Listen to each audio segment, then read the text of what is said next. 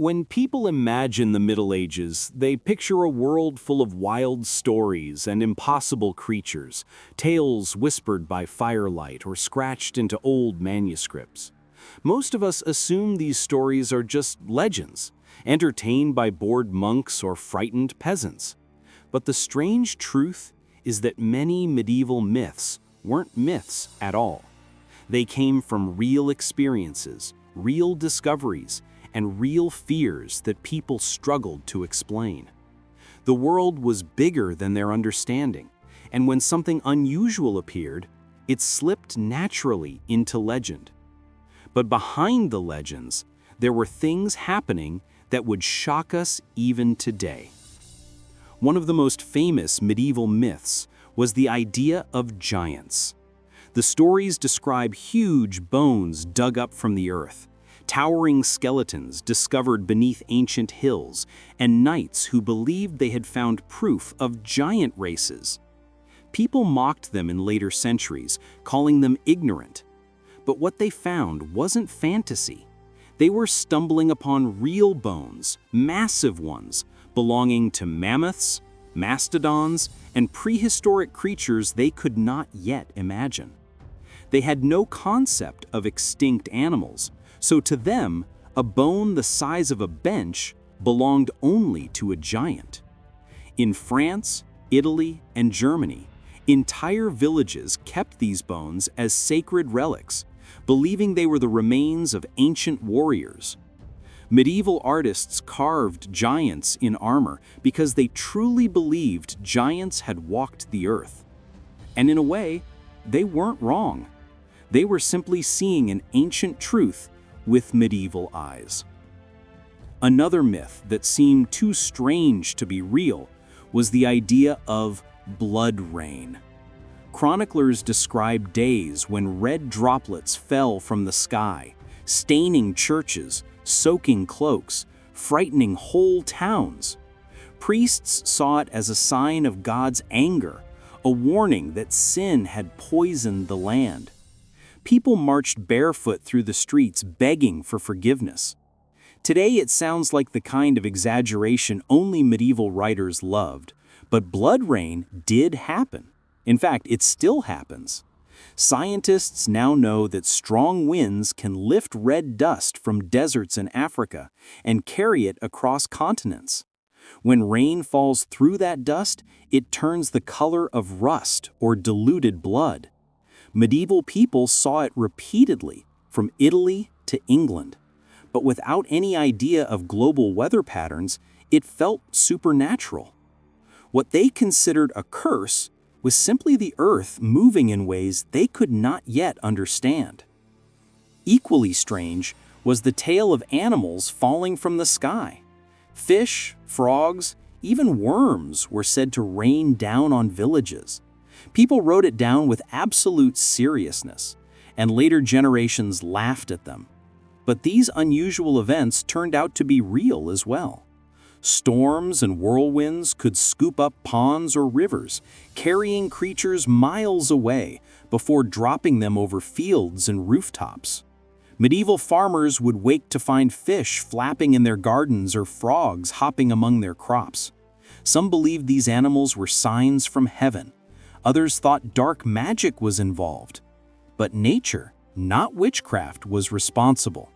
What they saw was bizarre, but it wasn't imaginary. One of the most unsettling myths was that people could spontaneously dance themselves to death, caught in a strange trance that lasted for hours or days. This came to be known as the dancing plague. Chroniclers described whole groups of people suddenly moving uncontrollably, unable to stop, collapsing from exhaustion, some even dying from the strain.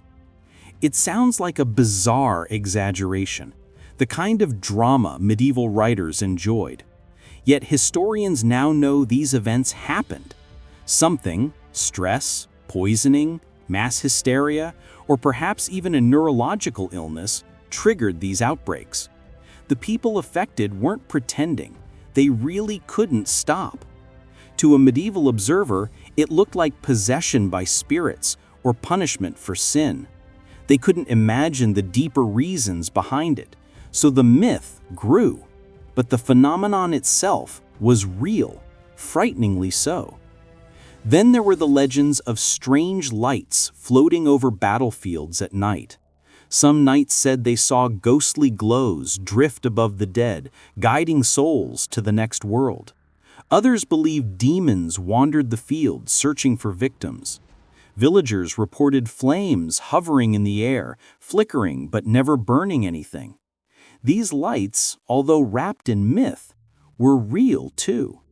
Today we know them as will-o'-the-wisps, caused by gases rising from decomposing plants or bodies, igniting in the air. But to a medieval farmer walking home in darkness, a floating flame above a swamp was nothing short of terrifying.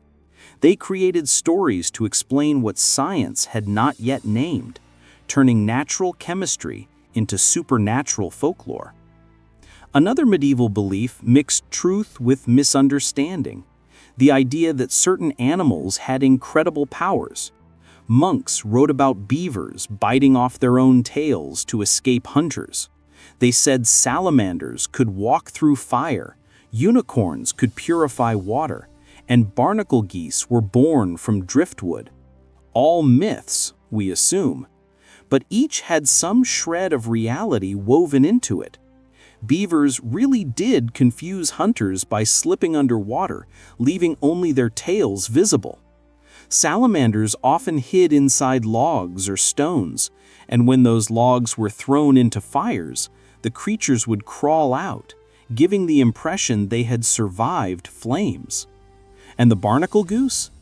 People found clusters of barnacles shaped like tiny birds on driftwood, and having never seen the geese migrate, assumed the birds were born from wood.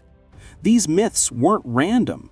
They were attempts to understand a world that rarely offered simple explanations.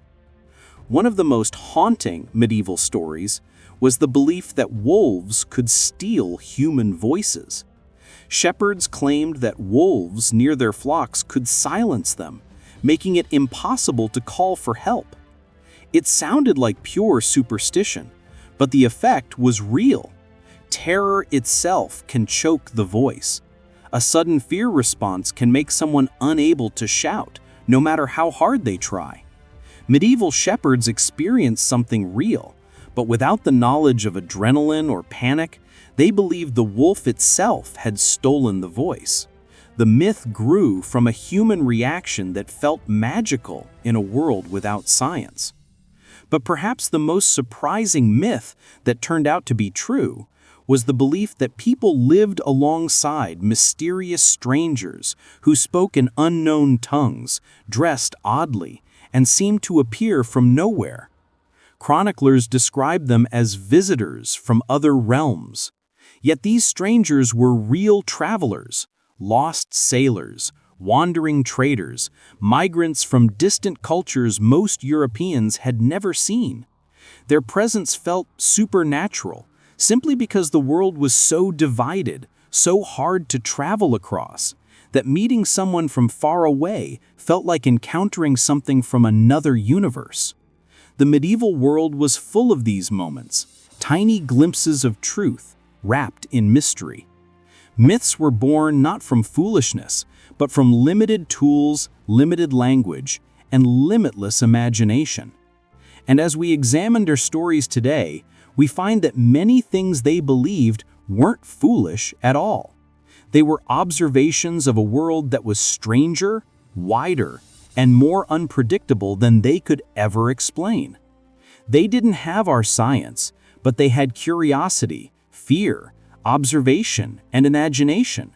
And what they recorded, strange bones, eerie sounds, mysterious travelers, odd weather, frightening illnesses, all were real experiences filtered through limited tools.